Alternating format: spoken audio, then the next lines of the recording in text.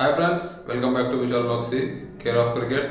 ఈరోజు match number 12 KKR versus Punjab review చేసే ప్రయత్నం చేద్దాం. ఈ సీజన్లో ఇప్పటిదాకా కేకేఆర్ 2 మ్యాచ్లు ఓడిపోయింది.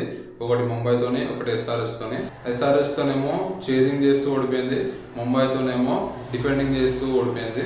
కేకేఆర్కి చూసుకుంటే ఇప్పటిదాకా నెగిటివ్సే ఎక్కువ ఉన్నాయి. Narayana and Chakravarthy runs leak చేస్తున్నారు, అది చాలా దెబ్బతీస్తుంది వాళ్ళని. మెయిన్గా వరుణ్, అతను వేసిన ఓవర్స్లో 12 ఎకానమీ ఉంటుంది మినిమం. అంటే ఒక 20 ఓవర్స్ వేస్తే 240 రన్స్ ఇస్తున్నట్టు, చాలా ఎక్కువ 12 ఎకానమీ అంటే. కేకేఆర్ ఇప్పటిదాకా గెలిచిన 3 టైటిల్స్లో గమనిస్తే వాళ్ళకి ఓపెనింగ్ పార్ట్నర్షిప్ చాలా వర్క్ అయింది. 2012లో గౌతమ్ గంభీర్, బిస్లా, 2014లో రాబిన్ ఉతప్ప, గౌతమ్ గంభీర్, అండ్ 2024లో Phil Salt and Sunil Narine. కానీ ఈసారి కేకేఆర్కి ఓపెనింగ్ పార్ట్నర్షిప్ అంత వచ్చి రావట్లేదు. Finn Allen, Ajinkya Rahane. Finn Allen ఎలాంటి క్రికెటర్ అంటే ఆయన ఈజీగా 150 చేయగలడు, ఒకడే బ్రెండన్ మెకలం లాగా అనమాట. మరి ఈ మ్యాచ్ కేకేఆర్ క్యామరన్ గ్రీన్ని తీసేసి టీమ్ సైఫర్ని తీసుకొస్తుందో చూడాలి. ఎందుకంటే క్యామరన్ గ్రీన్ ఓన్లీ బ్యాటింగ్లోనే సపోర్ట్ ఇస్తున్నాడు కేకేఆర్కి. యాక్చువల్గా అతను తీసుకున్నది ఆల్రౌండ్ పర్ఫార్మెన్స్ కోసం. నా ప్రకారం టీమ్ సైఫర్ని తీసుకుంటారు అనుకుంటున్నాను. మీరేమనుకుంటున్నారో కింద కమెంట్ చేయండి. Tim Seifert and Finn Allen న్యూజిలాండ్కి ఎన్నిసార్లు మంచి ఓపెనింగ్ పార్ట్నర్షిప్ ఇచ్చారో చూసాము. మొన్న జరిగిన రీసెంట్ T20 వరల్డ్ కప్లో కూడా వాళ్ళ పార్ట్నర్షిప్ సూపర్. ఈడెన్ గార్డెన్స్లో న్యూజిలాండ్కి అండ్ వీళ్ళ పార్ట్నర్షిప్కి మంచి రికార్డ్స్ కూడా ఉన్నాయి. మరి క్యామరన్ గ్రీన్కి 25 crores పెట్టి తీసుకున్నాము, అతన్ని తీసేయచ్చా అంటే నో ప్రాబ్లం, తీసేయచ్చు. సేమ్ ఇలానే 2023లో సిఎస్కే బెన్ స్టోక్స్ని 16 crores పెట్టి ఆప్షన్లో బై చేసింది. కానీ అతను బౌలింగ్ వేయట్లేదు, ఇంజురీ వల్ల టీమ్ బ్యాలెన్స్ కుదురుతుందని చెప్పి సిఎస్కే అతను తీసేసింది. ఆ ఇయర్ సిఎస్కే ట్రోఫీని కూడా సాధించుకుంది. ఓవరాల్ చెప్పాలంటే ప్లేయర్ కాస్ట్ ఇంపార్టెంట్ కాదు, team balance important. So team సైఫర్ట్ ఒకవేళ టీంలోకి వస్తే అజింక్య రహానే 1 down వస్తాడు. పేస్ అటాక్ని లీడ్ చేస్తుంది వైభవ్ అరోరా, కానీ అతనే మంచిగా పర్ఫామ్ చేస్తలేడు.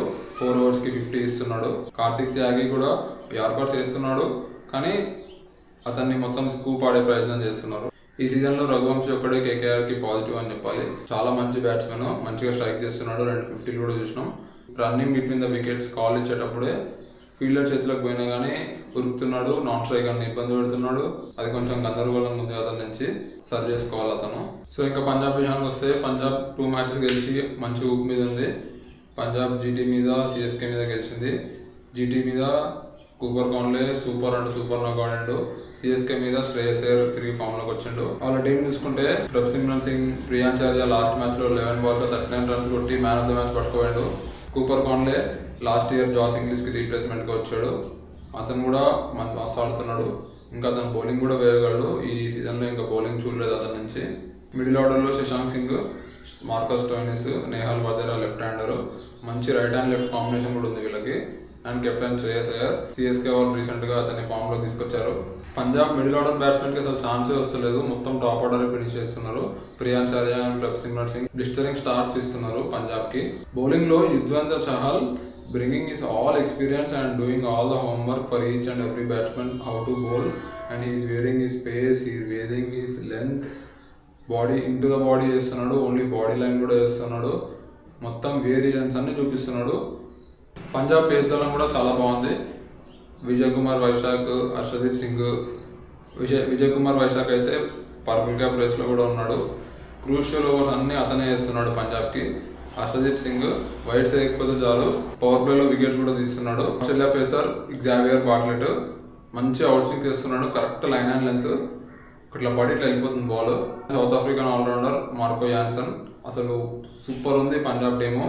9 batsmenతోనే దిగుతున్నారు బరిలోకి. ఇంకా బెంచ్ మీద ఒమర్ జాయ్ ఉన్నాడు. మొత్తం ఆల్రౌండర్స్ నింపేసింది టీము. పంజాబ్ వాళ్ళు సేమ్ 11తో వెళ్తారు అనుకుంటున్నాను, ఎందుకంటే పెద్ద చేంజ్ చేయాల్సిన అవసరం లేదు, కరెక్ట్గా బ్యాలెన్స్గా ఉంది టీము. దాన్ని కంటిన్యూ చేసుకుంటూ వెళ్ళాలి. కేకేఆర్ టీంలో చేంజెస్ చూసుకుంటే ముందు మాట్లాడుకున్నట్టు Tim Seifert and Rovman Powell కూడా యాడ్ కావచ్చు. ఎక్స్పీరియన్స్గా లేదు కేకేఆర్ ఫినిషింగ్. మొత్తం సునీల్ నారాయణ్, రింకు సింగ్ మీదే భారం పడుతుంది. పవల్ని తీసుకొచ్చే ప్రయత్నం కూడా చేయొచ్చు. పవల్ రావాలంటే ముజర్బాని వెళ్ళిపోవాలి, కానీ అతను కూడా మంచిగా వేస్తున్నాడు. సో చూడాలి ఎలా మేనేజ్ చేస్తారో కేకేఆర్కి పతిరాణా లేని లోటు చాలా స్పష్టంగా కనిపిస్తుంది. అతన్ని 13 crores పెట్టేమో తీసుకున్నారు, కానీ అతని ఇంజురీతోనే ఆడట్లేదు ఈ సీజన్. కేకేఆర్ బౌలింగ్లో 3 సీమర్స్, 3 స్పిన్నర్స్ ఉన్నారు. వరుణ్ చక్రవర్తి, నారాయణ, అంకుల్ రాయ్. పేస్లో కార్తిక్ త్యాగి, వైభవ్ అరోరా, ముజర్బని.